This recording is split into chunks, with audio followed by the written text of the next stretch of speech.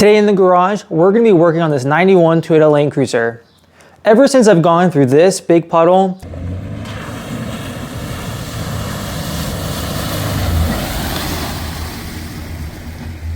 the brakes have never really felt the same since. There's some streaks being left on the tire and some puddles in the driveway, so I think it's about time we address the drum brakes on this Toyota. Not all of this was filmed exactly in order, as I was doing everything at once. However, if you were to just do the axle seal, these are the steps in the order required.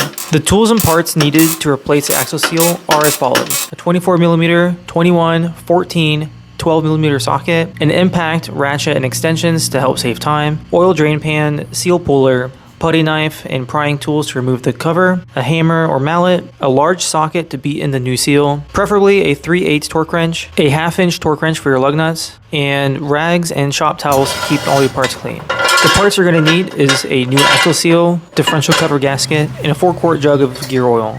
The first thing is safely get the Land Cruiser up in the air. Once in the air on jack stands, I like to give a couple solid pushes and make sure it isn't going anywhere to verify that it's safe to crawl underneath. With the wheel off, we can see just how much gear oil there is everywhere. The brake drum has 2 threaded holes to use 2 bolts to help free the drum from the shoes. Of course, the bolts I had on hand were too short to get the job done completely. You can also follow the procedure in the service manual by loosening the ratcheting adjuster from behind the backing plate. However, mine is frozen and is difficult to reach. It can take some effort to remove the drum, but nothing a little bit of the ultraviolence can't resolve. With the drum off, inside it is just a mess. The backing plate was missing the grommet to seal it from the outside, and of course dirt, debris, mud easily found their way in, and most likely facilitated the early demise of this axle seal. Now we can start focusing on the rear end, where the first step here is to drain the oil.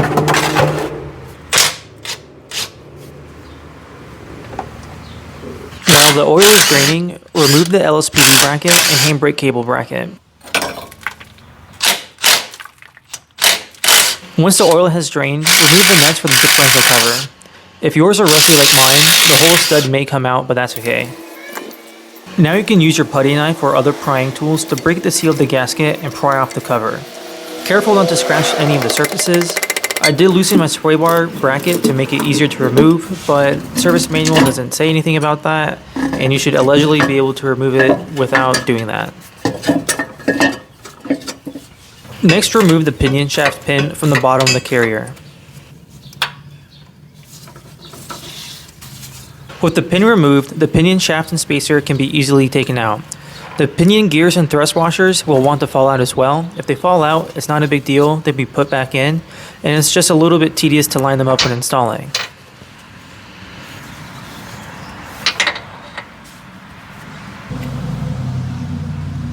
From the outside, push the axle towards the center of the differential, and the clip will most likely just fall out like mine.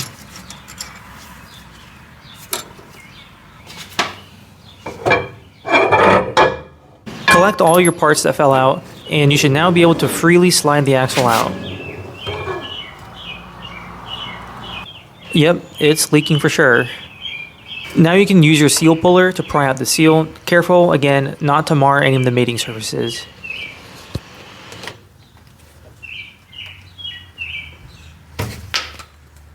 Now it's time for the fresh seal. Clean the surface and make sure the seal is started evenly. Once it's even, you can start driving it in.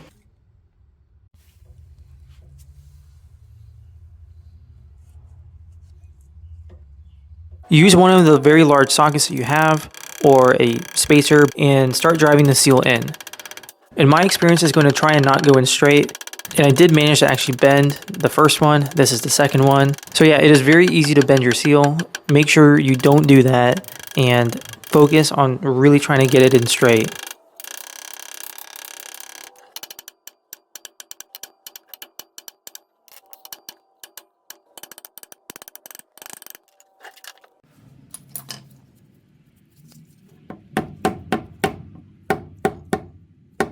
With the seal in, we can start putting everything back together. First, with the axle. I made sure the bearing surfaces were clean and oiled before installing all the way. You can now reinstall your retainer clip.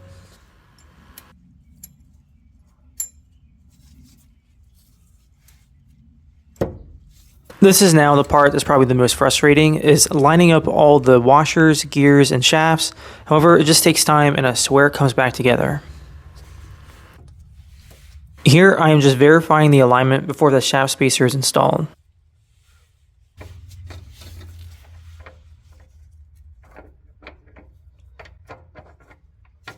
Once all those parts are in, install the shaft pin. This gets torqued to 20 foot-pounds.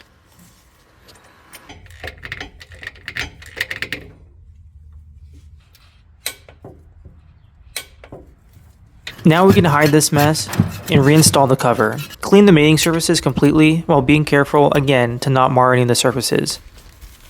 We can take the new gasket, orient it correctly, and place it over the studs, and the cover just slips into place. Reinstall all your cover hardware, and now we can begin filling the differential. Service manual claims 3.4 quarts, but I managed a little bit more than that from a 4-quart jug. You know it's full when it begins dribbling out of the fill hole, but a quick check with your natural dipstick will let you know if it's perfect.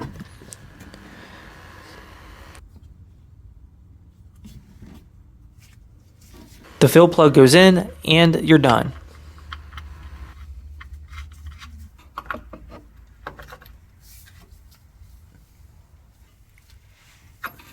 Now to move on to the drum brakes.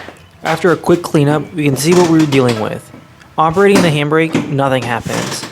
These need a little bit of help, obviously. Before we start, here's a reference photo from the service manual on how it should look fully assembled. The tools needed are as follows: a 12mm socket, ratchet and extension to make life easier, 10mm crow's foot line wrench, variety of pliers and screwdrivers to pry on and off springs. There's also a special spring tool. I'm just showcasing that you don't even need that, and a hammer and mallet for anything stubborn. The parts required are, these are the basic ones: brake shoes, drum brake hardware kit, adjusters, and wheel cylinders. Anything else is just replaced as necessary once you're in there. To start, we're going to remove the main return spring. Next, the brake shoe retainer clips and spring can be compressed, twisted, and popped off. Now that the shoe is free, it can be unhooked from the lower retaining spring. Remove the shoe retainer for the left side, and as you lift the shoe away, unhook the handbrake cable from the handbrake lever. It will all come out as one piece. With everything out of the way, we can remove the 2 bolts holding the handbrake pivot on. The handbrake pivot has 2 return springs to remove.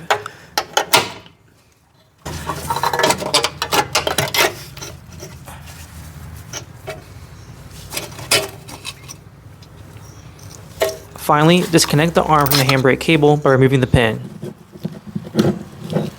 On the bench, it is easy to see why it was frozen. I soaked it in some ATF in an attempt to loosen it up.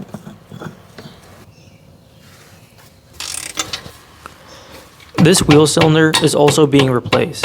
To minimize the mess from brake fluid, I loosened the mounting hardware before using a line wrench to disconnect the brake line.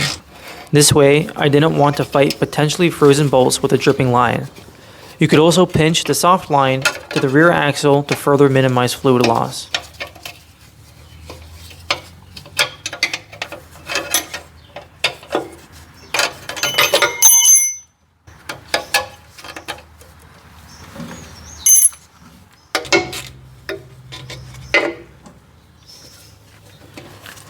A couple of light taps with a hammer is all it took to set it free.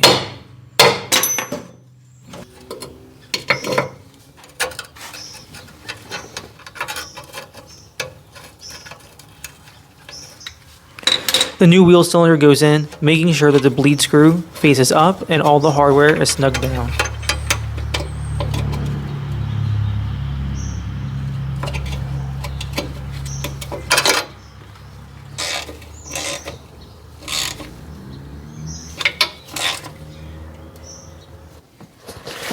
Along with the hardware kit, I ordered new adjusters. They are specific to each side.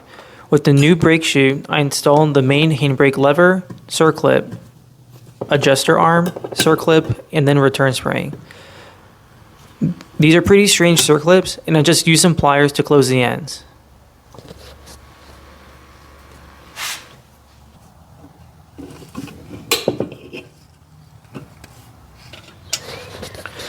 Reassembly is pretty straightforward. If you remove the handbrake pivot arm, make sure to install that first. You will not be able to install the lower bolt with the shoe fully retained. While installing the shoe, insert the new retainer pin through the backing plate, install the brake shoe, and compress the new retainer, spring, retainer combo, and twist and lock into position. Just repeat the steps for the forward brake shoe. The adjuster arm and crank can now also be installed. When installing the main return spring, make sure the spring does not contact the crank. I noticed this was done incorrectly during disassembly.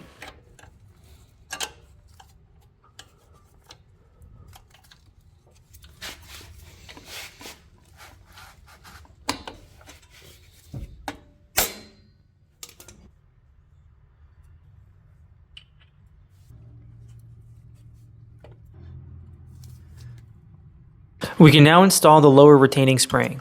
This spring is very tight and takes a little bit of muscling to get into place. Rescued from its soak, the handbrake pivot looks better but still isn't moving. I attempted to remove the pivot pin during disassembly, and then this happened.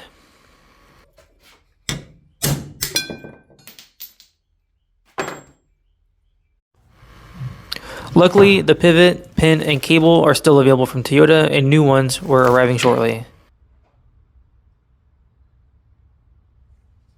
During assembly, make sure to liberally apply grease everywhere.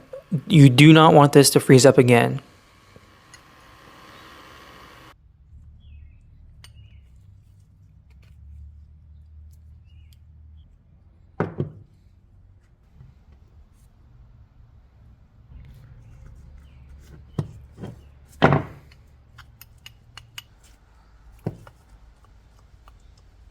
Installation is straightforward. I actually forgot to install the springs, but I did go back and do that off camera. We can now connect the pivot arm to the adjuster with the new cable. And before connecting the handbrake cable, we can verify that it actually works. Nice. To make sure this hardware doesn't freeze up, I'm spraying fluid film. Just be careful not to get it on any of the friction material.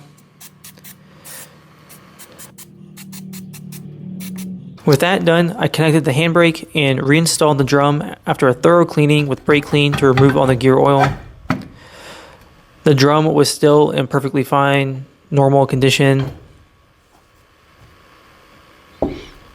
With the wheel back on, it can come back on the ground, and all what's left is to bleed the brakes.